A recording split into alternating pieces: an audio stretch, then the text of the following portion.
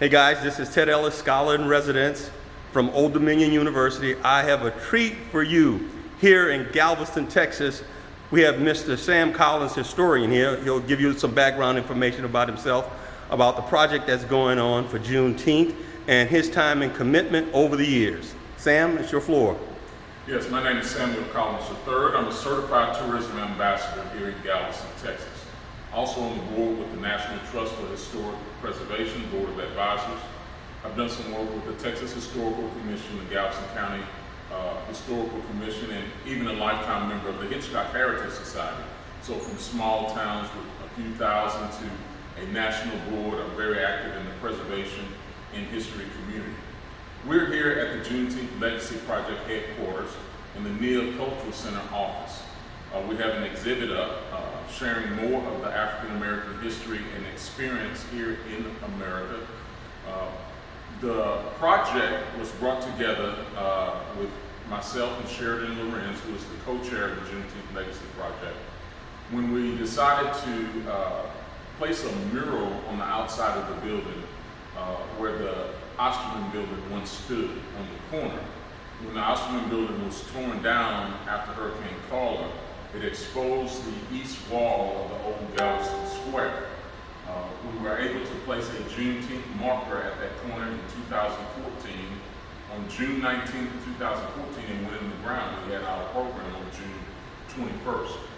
So after passing this intersection many times, I saw that this blank wall created an opportunity for a storytelling space to expand the narrative of Juneteenth. The National Trust has a national campaign to tell the full story and to teach the full history.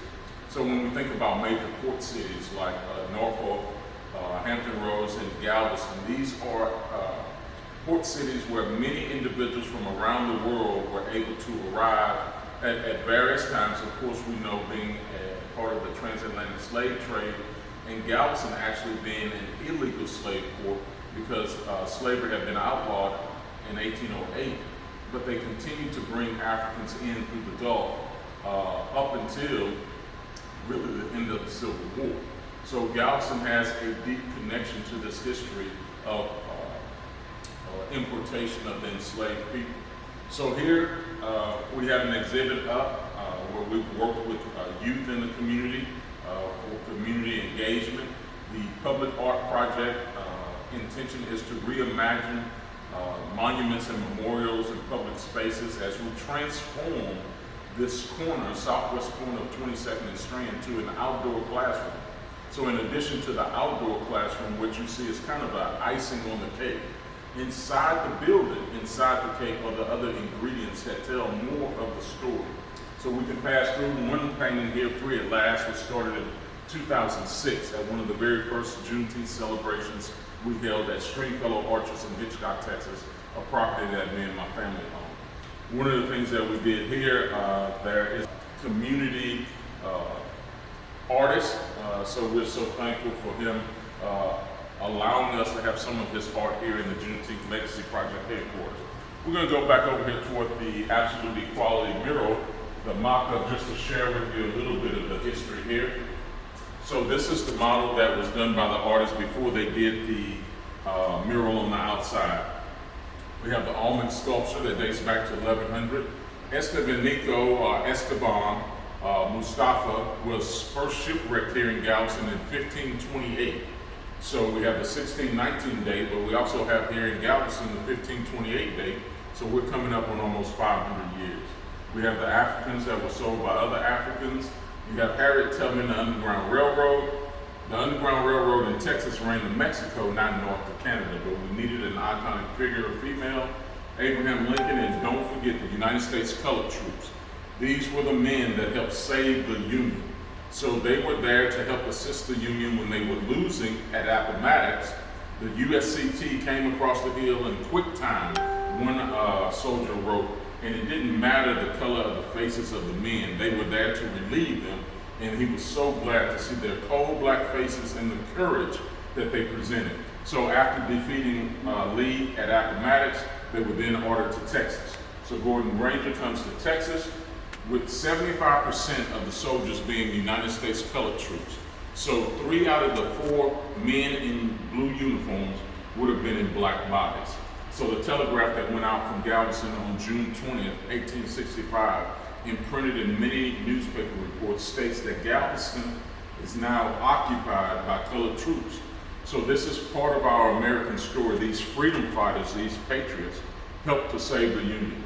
We have an iconic figure, the Hotel Galvez here in Galveston, and the continued march toward absolute equality. And so the books that are listed across the top, these are our weapons today. Information in books. We need to read more and be more informed. So many of these topics you may not find in your regular classrooms, but these are the books and stories that we need to hear. During Reconstruction, just as an example, men like George T. Ruby was one of the state senators elected here in Galveston to represent the area and push for public education. If it wasn't for men like George T. Ruby and Matthew Gaines, we wouldn't have universities like Prairie View A&M University and Texas A&M University. These were the black legislators that pushed for public education. And of course, this is a special painting here to me with the contraband of war. They ran for their freedom on May 23rd, 1861, which May 23rd is also her birthday. So this is uniquely tied. I love this story of these men that did not wait to be rescued, but they took up and with their feet, they voted themselves to freedom. And then once they became free, many individuals joined the Union Army and helped to fight for the freedom of others. So Lincoln's Emancipation Proclamation not only weakened the South, but it helped to strengthen the Union as these individuals came across. So we have another portrait of Butler. His decision to classify them as contraband helped the Union to get stronger. And then, of course, Gordon Green. Youth in Delaware to do some paintings and bring them back to Texas. You saw some of the artwork on the wall by Mr. Ellis. This is a Stringfellow Orchard property, and this is slave quarters on Egypt Plantation here in Texas. So these are the stories that for too long have been ignored, but now we're working to expand. We have Frederick Douglass, Martin Luther King, and William Lloyd Garrison. So these are important, iconic figures in our history, and then current events. Black Lives Matter, Breonna Taylor, Colin Kaepernick, Trayvon Martin, and just to continue to fight to be recognized as men and women and equal rights for all. And of course, the legend and just, I mean, it's not enough words to describe the sacrifice and the work that was done by John Lewis. We have the Plessy versus Ferguson, and then a tribute to New Orleans. Rosa Parks.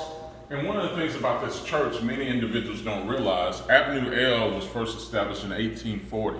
So we're talking about 25 years before Juneteenth, 25 years before the end of enslavement.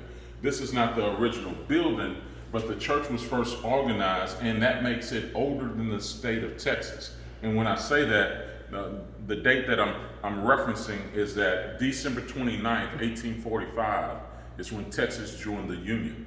Because in 1836, Texas had won its independence from Mexico and became an independent nation, and they did not join the Union until December 29th, 1845.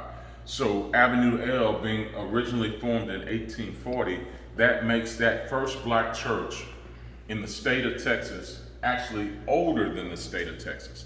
So it was the first black church in the state and the first black Baptist. 1848, Reedy Chapel was established, and Reedy Chapel was unique to different territories at different times. But what we need to do is remember that until we're all free, none of us are free. So we must remember to celebrate this story and this history. So we're going to end where we began, back at Free at Last. So this is, again, the story of the family finally having an opportunity to pursue their own goals after they received freedom in 1865.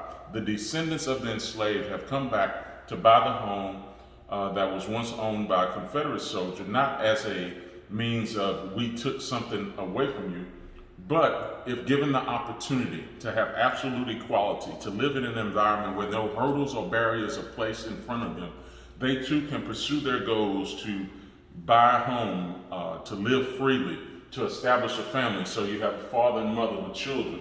You have the story telling in the quilt. You have the shape of Texas. You have the roots in the tree. You have the communication with the drums. You have allegiance to country by the home enslaved. The USCT on the top of the house protecting the cross on the hill for faith, Frederick Douglass, Harriet Tubman. And you just have a picture of community, America, family, faith, fellowship with one another, and freedom. So we want you to come to Galveston, Texas to visit the Juneteenth Legacy. Ellis, scholar in residence at Old Dominion University. God bless you, my friend.